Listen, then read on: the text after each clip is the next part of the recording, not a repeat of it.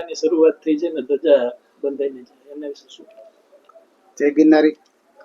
આપણી પરંપરા પ્રમાણે આજે મહાસુદ નોમથી મહાસુદ તેરસ સુધી જે શિવરાત્રિનો મહોત્સવ આજથી ચાલુ થઈ ગયો છે. સવારે ભવનાથ મહાદેવના મંદિરે ધ્વજારોહણ થયા બાદ વિધિવત મેળાનો પ્રારંભ થઈ ગયો છે. આજથી જ લોકો હજારો અને લાખોની સંખ્યામાં ઉમટી પડ્યા છે. ખૂબ જ રંગે અને સંગે મેળો ઉજવાય એવી રીતે અત્યારે આયોજન થઈ રહ્યું છે. તંત્ર દ્વારા અને સંતો દ્વારા એક અનેરો ઉત્સાહથી આ આયોજન થઈ રહ્યું છે. તો હું ભારતીય આશ્રમ વતી આપ સૌને નિમંત્રણ પાઠવું છું કે વધારે સંખ્યામાં આપ મેળાનો લાભ લો.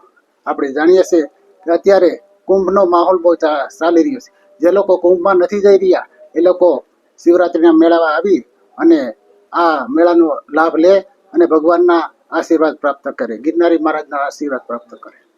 જી બાપુ, આરોગ્ય કેન્દ્ર પણ અહીંયા ચલાવવામાં આવે છે, એના વિશે?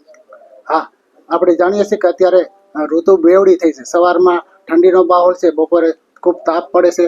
એના હિસાબે ઘણા લોકોને કાંઈ નાની મોટી તકલીફ થાય એના માટે હર વર્ષની જેમ આ વર્ષે પણ ભારતીય આશ્રમમાં મેડિકલ કેમ્પ અને બ્લડ ડોનેશન કેમ્પનું આયોજન કરવામાં આવ્યું છે. તેનાથી જે લોકોને જરૂરિયાતમંદોને એનો લાભ મળી શકે છે.